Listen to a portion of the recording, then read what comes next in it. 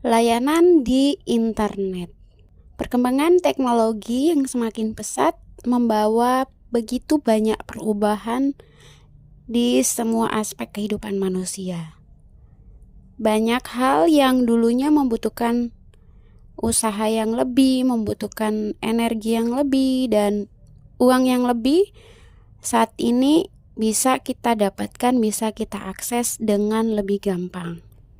Salah satunya adalah munculnya berbagai layanan di internet yang memudahkan kehidupan manusia.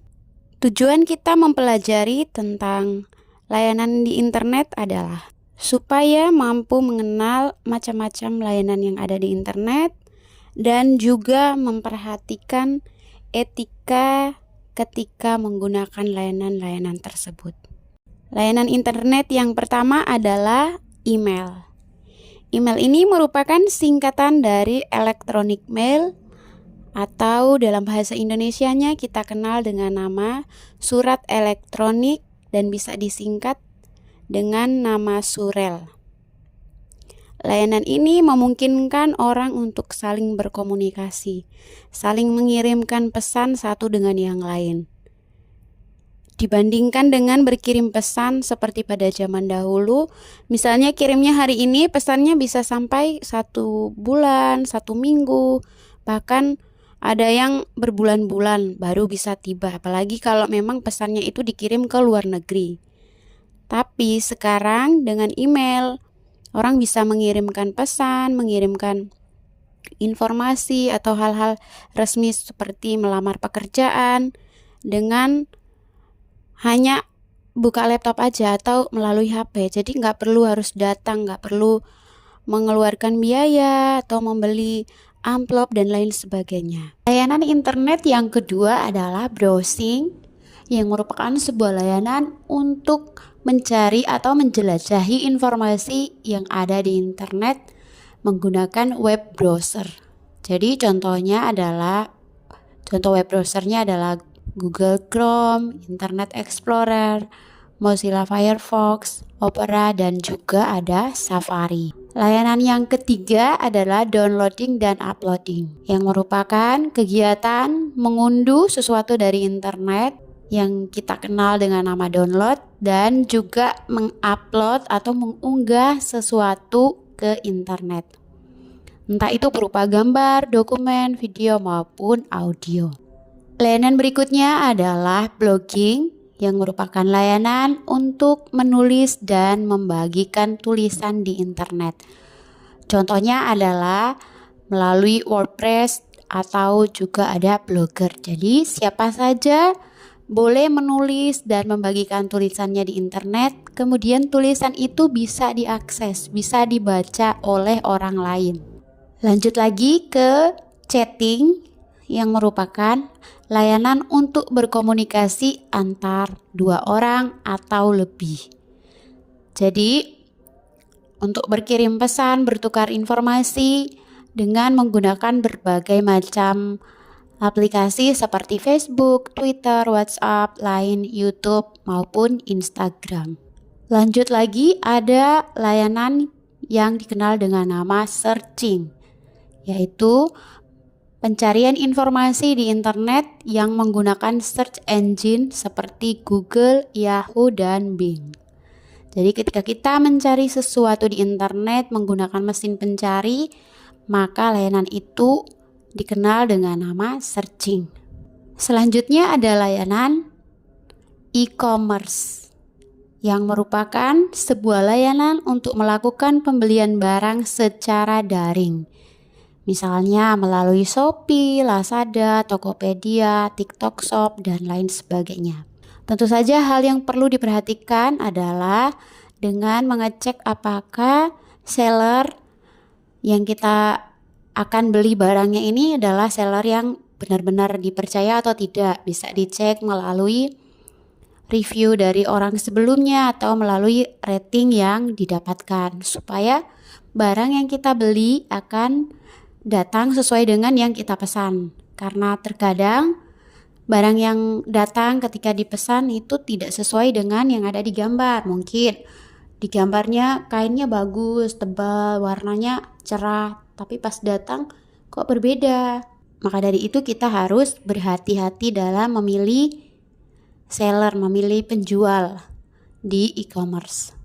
Lanjut, ada layanan e-banking, yaitu sebuah layanan untuk melakukan transaksi perbankan secara online yang memungkinkan kita bisa mengirim uang dan melakukan pembayaran dengan mudah tanpa perlu ke bank. Meskipun kita sudah menggunakan e-banking, tetap saja peranan bank masih sangat penting karena secanggih apapun e-banking, tetap kita tidak bisa menggunakannya untuk mengambil uang. Jadi tetap aja kita kalau mau ngambil tunai harus tetap ke bank. Yang berikutnya ada e-government yang merupakan layanan informasi pemerintah yang ditujukan kepada masyarakat dengan memanfaatkan teknologi informasi. Contohnya adalah surabaya.go.id. Jadi ketika ada yang mengakses laman surabaya.go.id ini, maka akan muncul begitu banyak informasi yang berhubungan dengan Surabaya. Informasi tentang Surabaya bisa didapatkan dari laman atau situs surabaya.go.id. Lanjut lagi ke e-learning yang merupakan layanan pembelajaran secara elektronik sehingga guru dan siswa tidak bertatap muka secara langsung. Mungkin kalian pernah mengalami ya ketika masa pandemi, jadi tidak bisa datang ke sekolah tapi tetap belajar di rumah. Contohnya adalah menggunakan Google Classroom, ada Zenius, Moodle, Ruang Guru dan lain-lain. Misalnya ada yang ikut kelas Ruang Guru pasti tahu ya seperti apa e-learning. Setelah mempelajari tentang layanan-layanan yang ada di internet, langkah selanjutnya adalah kita akan mempelajari tentang etika menggunakan layanan di internet. Untuk apa kita mempelajari etika? Supaya ketika menggunakan internet, kita terhindar dari hal-hal yang tidak diinginkan. Misalnya hal-hal yang membahayakan diri kita dan orang lain, membuat kita terjerat kasus hukum dan lain sebagainya. Etika yang pertama adalah menggunakan bahasa yang baik dan santun saat berkomunikasi. Jadi dengan siapa saja kita berkomunikasi di internet, entah itu kita kenal atau tidak kenal, sebaiknya tetap menjaga agar kata-kata yang kita keluarkan, yang kita ketik adalah kata-kata yang baik dan santun. Yang kedua adalah berbagi informasi yang baik dan bermanfaat. Tentu saja ketika kita menggunakan internet, setiap hari ada banyak informasi yang berseliweran di internet. Ada banyak berita baru yang muncul, ada banyak sekali informasi-informasi yang akan kita dapatkan. Tugas kita adalah memastikan informasi yang kita dapatkan itu benar-benar fakta atau hoax, atau itu hanya berita bohong. Jadi sebelum membagikannya ke orang lain, kita harus mengecek terlebih dahulu. Kalau misalnya itu berita, harus dibaca seluruhnya sampai selesai supaya bisa menyimpulkan isi beritanya apa. Kalau misalnya itu berupa video, ditonton dulu sampai selesai. Karena kebanyakan judul tidak sesuai dengan isi informasi. Jadi sebelum di-share, harus dipastikan supaya kita tidak menjadi orang yang ikut menyebarkan berita bohong. Etika yang berikutnya adalah menghargai kehidupan pribadi orang lain. Ketika berinternet, kita akan bertemu dengan berbagai macam orang yang memiliki kepribadian yang berbeda-beda. Ada orang yang tidak ingin membagikan aktivitasnya di media sosial dan ada orang yang begitu senang untuk membagikan kegiatannya di media sosial. Tugas kita adalah menghargai apapun itu keputusan orang. Kemudian, tidak membagikan informasi pribadi milik orang lain. Misalnya, ada yang meminta nomor telepon temanmu. Kebetulan saat itu kamu punya. Yang harus kamu lakukan adalah bertanya dulu kepada teman yang bersangkutan apakah boleh memberikan nomornya tersebut kepada orang lain yang meminta. Kalau misalnya diiyakan, berarti kamu boleh memberikan, bukan langsung membagikan informasi orang. Karena kamu termasuk melanggar hukum karena informasi pribadi setiap orang dilindungi oleh hukum.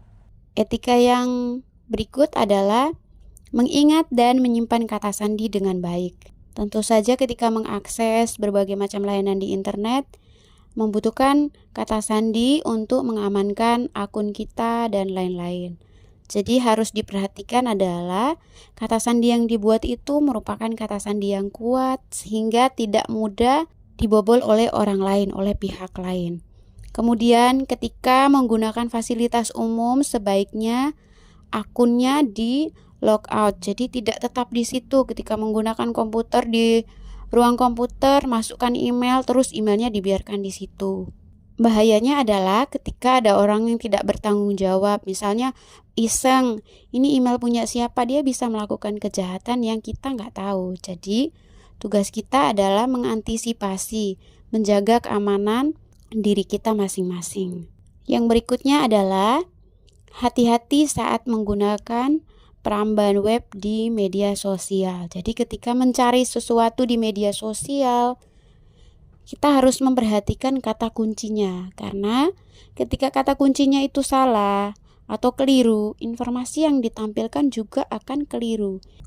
Yang terakhir, tindakan kita di internet itu mencerminkan diri kita di dunia nyata. Zaman sekarang ini orang akan mengenal kita dari sosial media kita. Misalnya orang itu ada di luar negeri, kamu mau melamar pekerjaan di perusahaannya dia.